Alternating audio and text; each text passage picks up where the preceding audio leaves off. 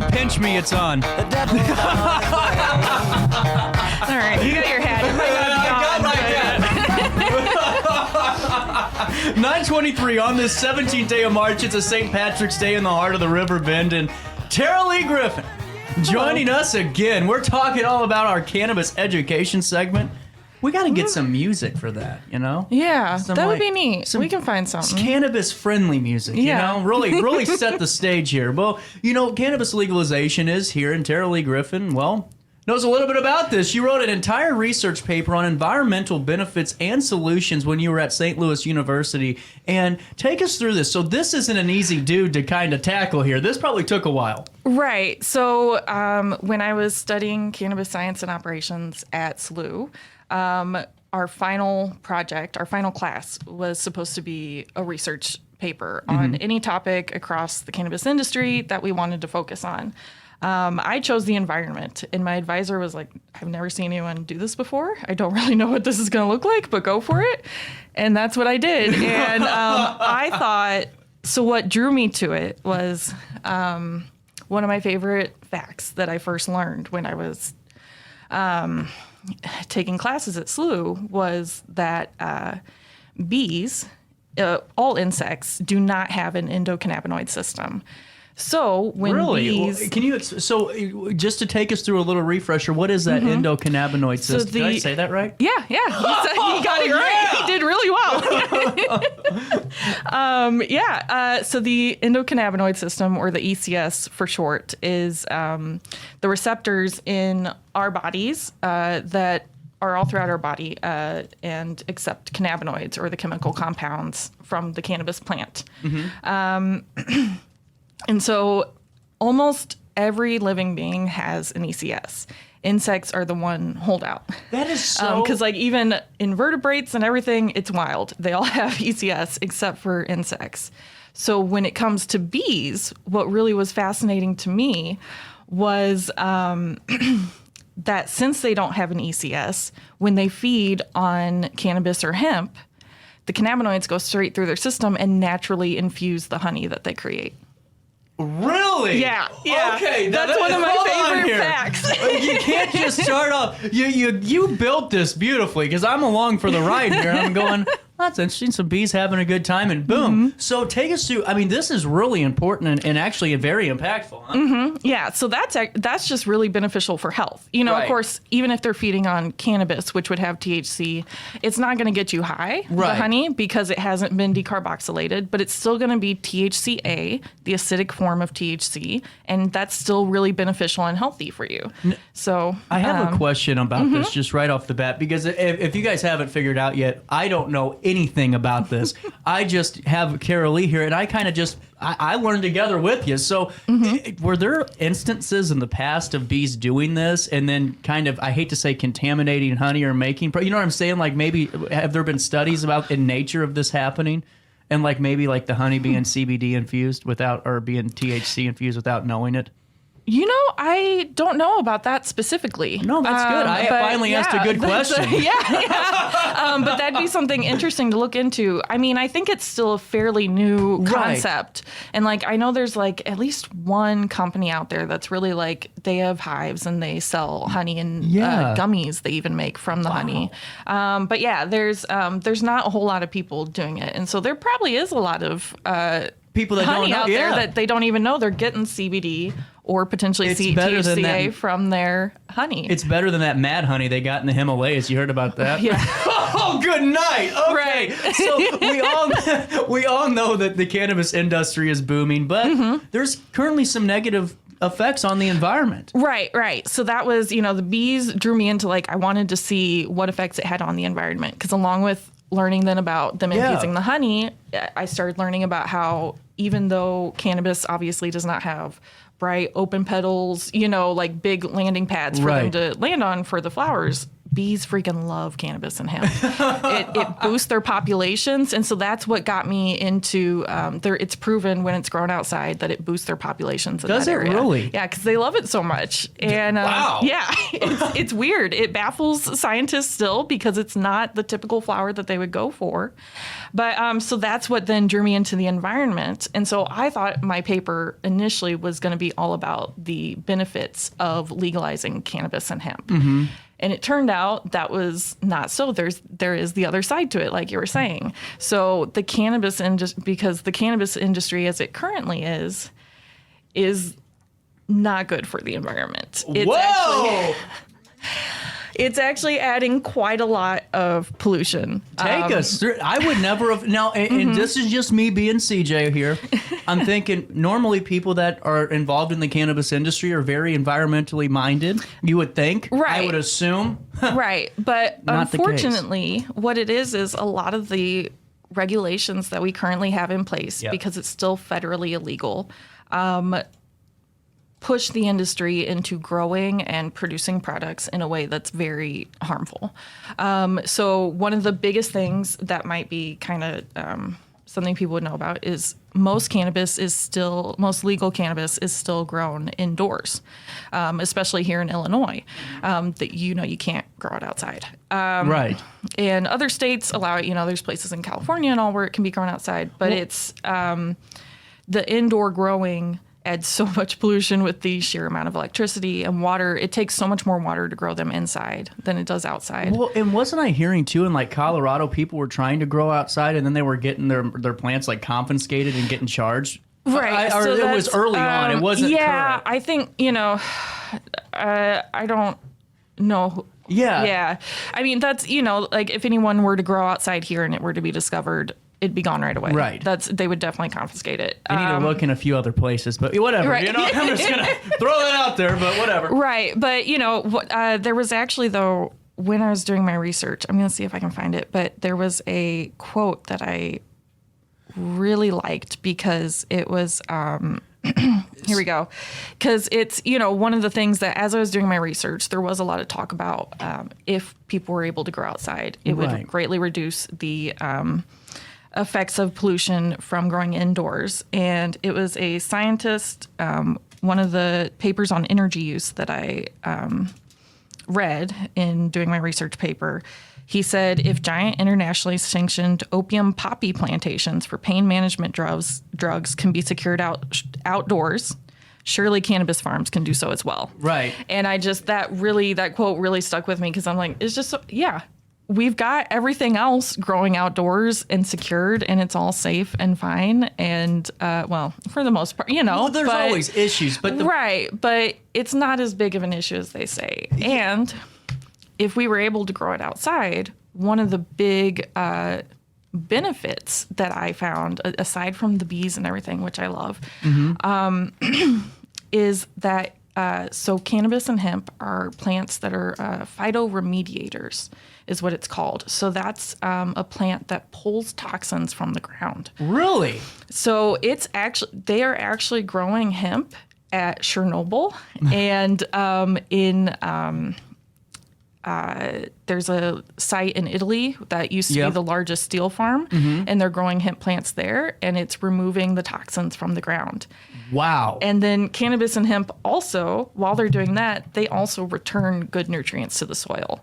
So like for farmers, it's an excellent cover crop. It grows so fast and can be harvested multiple times through a growing season, but you could even just plant it between crops and it will replenish the soil and you can harvest it quickly. That's incredible. Yeah, there's so many benefits if it were legalized. and to me, I mean, we've talked about the holdups before of why things are the way they are and bureaucracy and all that. But I mean, it really seems like there's a lot of, even if you don't consume and you're, against it, hey, whatever floats your boat, I don't judge people, that's for sure. Right. And, it still is going to benefit a lot of of really the local economy if we start growing outside, because then you don't have to worry about detoxifying the soil as much.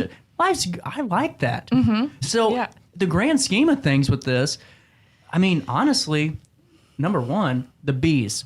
if we don't have bees, we got a big problem. And so are there, like, have you seen any correlation or any type of news or any research that shows that they're going to start using this to maybe bring back some bee populations and utilize this? Well, I know there's a lot of research showing that it can. Okay. It's just the main thing is if we can get those restrictions changed or dropped, then yeah, I think a lot of people would start doing that. You know, if people could be free to plant even just some hemp, you know, without THC in their back, you know, a couple plants in their backyard, like it could be really beneficial for local bee populations. Yeah. Well, it's just fascinating to see what really that, you know, federal government control really does sometimes. And for the good, for the better, it happens. And this is definitely one that's not for the good. Right. You know, going back to, last time we spoke when we were talking about the legislation, one of the things you brought up was like the paper industry. And that's actually something that, that's another thing that would be a really great environmental benefit if we had more, even with the hemp farm bill, you know, we don't necessarily have enough hemp to begin doing, creating fibers and everything. But that's one that it takes a lot less water to make fibers out of hemp. It's a much more affordable process, you know, and yeah, it's just, and then it could also offset, like right now, another one of the bad effects of the current cannabis industry is the labeling requirements. So, you know, there are such strict, you know, whenever you buy something from the dispensary, it's got these big labels with everything listed out on it. And they require so much information. Now there are some states out west where if you see their labels, like they've got just a tiny QR code that they're allowed to use, you know, and they should really be doing that here. Because that's one of the things that's like, there was a statistic in my paper that even up in Canada, it's like, they're just creating thousands of pounds of waste because they have to make the packaging so much bigger than the products just to fit the label. Well, and they say they can recycle it and reuse it, but I just can't see it with all that ink and dye. No, I mean... You know what I'm saying? Right. And the thing is, no one's properly disposing of these things either. If you go for a walk, like in the few streets around any dispensary, you're going to see the tubes that the vape, you know, the vapes come in, the boxes and empty bags from the flour, and it's all over the streets. So people, please dispose of your things properly. Recycle. Wait, hold on. Are you saying it's not appropriate to litter? I just heave it out the window. You know, what the hell? But, you know, to me, I was reading something yesterday, and and people know I am not politically, I'm not on any side of the aisle here. I just, after doing that political talk show, trust me, I'm not.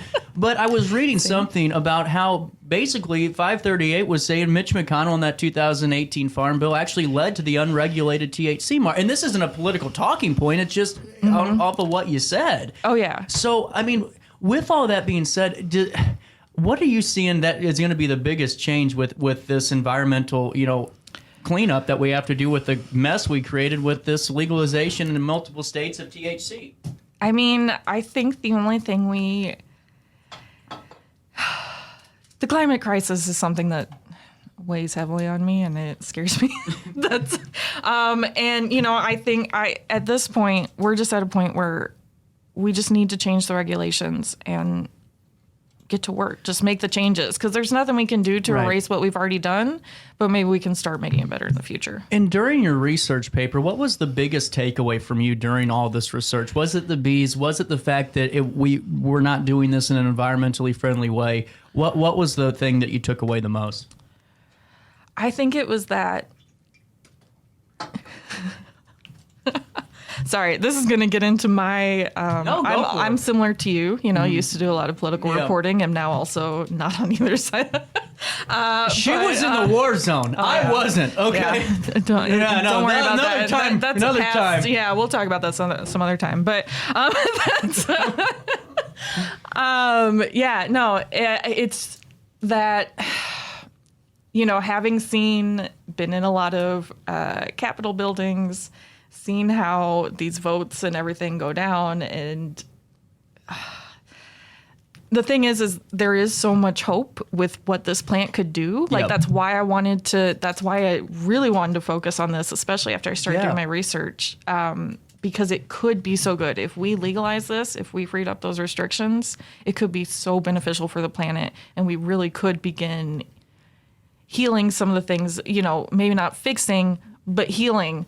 It's that, I think the biggest thing for me is that this plant truly is a medicine, not only for people and animals, but for the planet. Well, and I am scared of what will happen if we don't start thinking about legalizing things properly instead, or not, like in a more conscious way. Yes. Yeah. Which I'm scared won't happen the way things are right now. Well, you're probably right. Because the way I look at it, you can blame each side of the aisle. They're all part of the same team. I think we figured that out by now. But the bottom line is, too, I'm thinking of this from a local level. There's so many buildings that have all of this sludge and petroleum jelly and iron that's just disintegrated right into the soil that it takes tens of thousands of dollars to clean up. I mean, if you're lucky, you're probably going to spend a lot more because I looked at a building that had a lot of problems and somebody else got stuck with it. But, with this, I'm thinking small towns across America have these buildings, and this could be a very cost-effective way and a beneficial way to get rid of some of those toxins and maybe at the same time add to that bee population, which pollinates our plants, which provides us all of this great natural resource. I mean, it's a win. Right. Too, if you plant it, it's going to decrease runoff from chemicals into water and everything, because it catches those toxins with its roots. And no, it's just so amazing. And I got off track. It's sorry. Okay. No, you're fine. I mean, I really appreciate it because first of all, we don't pay Taralei to come in. She just comes in because it's really important to talk about this. Like this I told is my you, passion. We told you guys if you want to sponsor it, they'll give me a call. We all about the green. Yeah, that's right. But with all that being said, we talk about these things because we're getting a dispensary. I mean, it's coming. It's right down the road. And the more we talk about this and raise awareness and at least just make it normal, to say the word cannabis, to say, to talk about it just like you do when you go and talk to your buddy and say, hey, I'm picking up a 12-pack. Well, guess what? It's going to change. And your buddy's going to say, hey, I'm picking up a pre-roll. I'll be over. I hate to say it, but it's going to be that way local. Yeah. So let's raise some awareness. And with that being said, so biggest key takeaways of that paper. Give them to me. Just that, cannabis is healing. It's a medication for everything, literally. People, our minds, our bodies, same for animals and same for the planet. Yeah. And we all need healing right now. We all need beneficial medicine. We all need everything. Everything's crazy. You guys see this, right? You see what's going on. Hey, not in this room. Well, okay. That way. I mean, I'm gesturing. Oh, I'm just kidding. I'm gesturing way I'm outside. crazy as hell. I'm part of it too. Me too. It's fine. But yeah, just that it's very healing, and if we could, just kind of if we could be more aware of that. I wish this was something that was talked about more often when we talk about legalization or just anything with cannabis, because most people don't think about the environmental stuff at all. They just kind of assume, since it's a natural medicine, that it's cool for the environment. But right now, unfortunately, within the legal industry, it's not. Well, and let's be honest about this. I mean, if they would do it, what the problem is, in my opinion, is that they sit there and they go, oh, let's legalize this or let's do this. Well, then you got every politician and their families going, okay, so which company are we going to put stock money into? What stock are we? So they wait. And then they cause all these problems with deregulating things or not even regulating them so they can profit more. And you and I are going, hey, our creeks are full of crap. Can we get some of these plants down here and let's clean it up, It's just a thought. Anyway, with that being said, Taralei is going to be joining us on 420. No better time to do this. That'll be the next time y'all see me. No, probably. Can you? Probably. Who knows? Yeah. Who knows with this show? Maybe I'll come back with a surprise. Who knows? Yeah, there you go. But with this, can you take us through what 420 actually means? Because I don't know. Okay, I'm just going to be honest. 420, man. I don't get it. So preview 420 for us and what that means for the cannabis industry. So So it's the official story, because I used to not know either. Like, there's a lot of rumors and theories out there that like it's a code for the cops, like, oh, there's a 420 in process, better pull over that piehead, like, or something like that. It's not. It's not. What it is there's this oh God, I'm going to forget all the details. That's okay. But it was like there was some specific college, I think out in California back in the 70s or, and it was this group of guys, and they would like meet at 4:20 p.m. every day to smoke. And that was just, I think that's what that's what it was. It was just like, and it just started being code for like, hey, 420, and and so that's kind of, then it just kind of, I guess, spread with the. I'm going to be adding to this report on 420. I'm going to be bringing in my own research paper next time. No, but we're going to be talking about all of that. 420, I mean, there's no better time to do our cannabis segment. So next time, we're here. And we'll be talking about consumption methods. Ooh.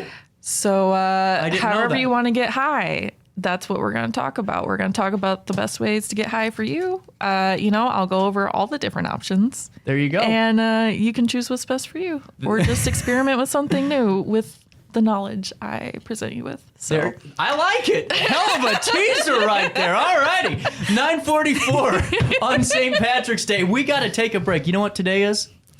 St. Patrick's Day. Almost. Well, it is that too. Right. Wrong Friday? question to ask. It's World Sleep Day, and OSF Healthcare is coming on the show to provide us some great insights to really, perfect our sleep. If we have insomnia, maybe some tips, some tricks for us to power through the night and to be well rested for a great day the next morning. Take a quick break. We'll come back. Our daily show rolls on after this.